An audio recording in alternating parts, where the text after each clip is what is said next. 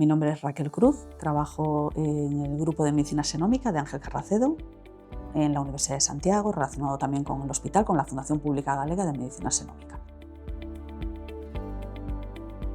Somos un grupo muy grande, el grupo de medicina xenómica, de más de 80 personas, que trabajamos en general en estudiar la base genética de enfermedades complejas y también de enfermedades raras. Y mi papel dentro del grupo siempre ha sido un poco transversal, porque doy un poco apoyo bioinformático, bioestadístico en el análisis de datos genómicos. Me interesa mucho la genética de poblaciones y la diferenciación entre poblaciones humanas. Entonces, en el seminario de hoy me voy a centrar más en la parte que a mí más me gusta, que no es en lo que trabajo a tiempo completo, digamos, pero sí que pues varias tesis o TFMs, siempre que puedo, investigo un poquito en este campo. En general, en epidemiología genética ecogeográfica o en diferenciación, en la caracterización de la estructura de poblaciones, sobre todo mucho poblaciones también latinoamericanas, que son mucho más interesantes de estudiar que poblaciones europeas, que somos más homogéneos. Pero una de las cosas que estamos comenzando muy recientemente y que está todavía sin acabar es la caracterización de la estructura fina en población peninsular española, porque ya teníamos una colaboración previa con un grupo de la Universidad de Oxford, en donde se observaba un tipo de grupos poblacionales dentro de España, de la España peninsular. Y ahora, más recientemente, y con datos ya de secuenciación, pues ha habido alguna otra publicación que le ha llevado la contraria un poco a este tema. Entonces nosotros estamos repitiendo un poco este análisis de estructura fina en población peninsular con todos los datos del Banco Nacional de ADN, que son unas 3.500 personas, y estamos validando un poco esa clusterización, esa formación de grupos en un gradiente de este-oeste que hay a lo largo de la península, que puede ser muy interesante, que promete avances, digamos, en el campo de la medicina personalizada o de la medicina de precisión. Cualquier cosa que nos permita caracterizar bien una población y ver en qué medida es peculiar o se diferencia de unas poblaciones vecinas nos puede ayudar a tomar medidas, a tomar decisiones, incluso en la práctica clínica. En principio lo estamos haciendo a nivel de investigación, pero puede tener consecuencias, sobre todo en el campo de la medicina personalizada. La población latinoamericana es una mezcla de 3 ancestralidades básicas, ¿no? Africana, europea y nativoamericana, obviamente. Ese grado de heterogeneidad, esa riqueza genética, hace que sean poblaciones mucho más complicadas de estudiar, pero también, desde mi punto de vista, de la genética de poblaciones, también más interesantes. Mucho de los protocolos, digamos, estadísticos y del flujo de trabajo que está implementado y que se recomienda en cualquier artículo para hacer un estudio tipo GWAS, un estudio de asociación de genoma completo, por ejemplo, siempre está pensado en población europea, homogénea, que no tiene ningún tipo de peculiaridad. El poder poner a punto simplemente ese flujo de trabajo, ese análisis, y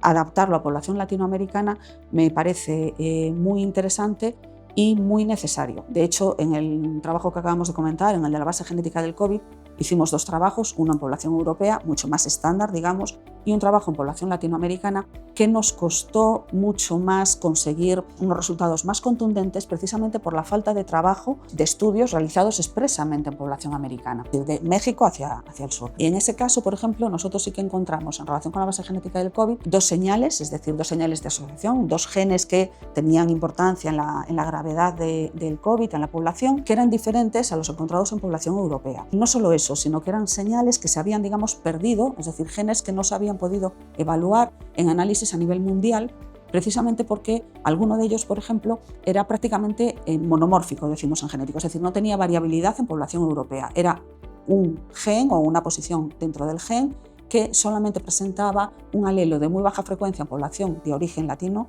pero que no estaba presente en europeos. Entonces, el problema no es solo que no lo hubiéramos encontrado o que no se encontrara en estudios de asociación realizados en europeos. El problema es que, por ejemplo, a nivel en el COVID o en muchos otros consorcios o muchas otras enfermedades que se están estudiando ahora mismo, se acaban haciendo como consorcios mundiales y se hacen lo que se llama metaanálisis, que combinan los resultados de diferentes estudios en diferentes partes del mundo. Pero en esos estudios globales que se supone que intentan resumir y caracterizar todo a nivel mundial, si algún gen no presenta variabilidad en uno de los estudios, hay veces que no llega a analizarse, por así decirlo. Este estudio nos valió para reivindicar un poco la necesidad de, estudios globales o estudios transétnicos está muy bien, pero también merece la pena contar los resultados por separado, centrarse y analizar las diferencias. En Latinoamérica creo que es una fuente de análisis de base genética en ese tipo de población en la que nosotros colaboramos muchísimo y que merece muchísimo la pena estudiar precisamente por esta diferenciación y por esta mezcla de ancestralidades. En genética, yo creo que lo principal es también los principales hallazgos o los principales artículos que tienen una gran trascendencia y que son publicaciones muy globales, precisamente involucran a muchos factores, a muchos campos diferentes. Recuerdo con mucho cariño una colaboración con el grupo de Antonio Enríquez en el CENIC, Centro Nacional de Investigaciones Cardiovasculares, en Madrid. Ellos trabajan con ADN mitocondrial de ratón. Entonces, es un campo en donde la investigación es muy diferente, digamos, o bastante diferente a lo que es mi rutina dentro del campo de los estudios de asociación de genoma completo, que es a lo que me dedico yo en humanos, etcétera, etcétera. Entonces, el hecho de trabajar con ratón e integrar metabolómica y otra serie de disciplinas y sacar conclusiones pues, acerca del tipo de metabolismo que realizan los ratones, etcétera, pues son investigaciones que me resultan muy interesantes y que supusieron un reto desde la parte que me tocaba, digamos, analizar a mí. La trascendencia o la importancia que tenían estas investigaciones era para valorar la influencia que tenía la mezcla de ADN mitocondrial de un origen con ADN nuclear de otra persona, ¿no? El ver si había algún tipo de complicación o si podía tener algo de consecuencia sí que me pareció muy relevante, es decir, lo que estaba detrás del motivo de esta investigación era sobre todo algo que ya se permitía, al menos en Reino Unido en aquel momento, que era lo de tener embriones hijos de 3 padres, por así decirlo, es decir, utilizar un hombre y 2 mujeres, de forma que se cogía el óvulo de una mujer que contenía las mitocondrias de esa mujer y se inyectaba el núcleo, que es lo que tiene la mayor parte de nuestro material genético, de otra madre, ¿no? Toda esa investigación me parece especialmente relevante porque en el ADN mitocondrial, que es algo pues, mucho más desconocido, yo creo que para el público general, que hay veces que las personas que no nos dedicamos a esto, pues a lo mejor pueden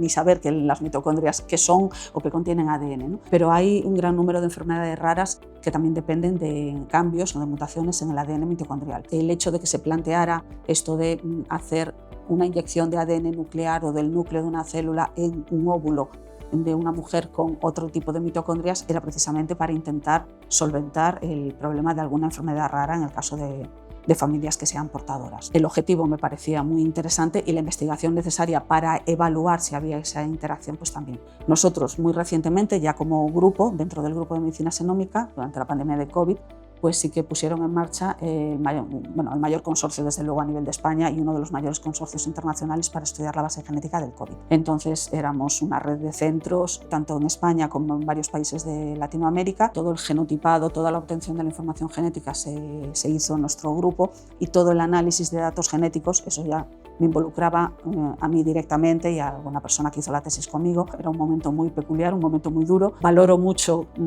todo el esfuerzo que tuvo que hacerse por parte de muchísima gente, de muchísimo personal sanitario para conseguir las muestras, para conseguir pacientes de diferentes niveles de gravedad y poder analizar la base genética del COVID. Entonces, lo peculiar de la situación y luego pues, el poder obtener resultados y participar en consorcios internacionales, yo creo que también ha sido un trabajo, desde luego que nos ha ocupado 3-4 años y muy enriquecedor.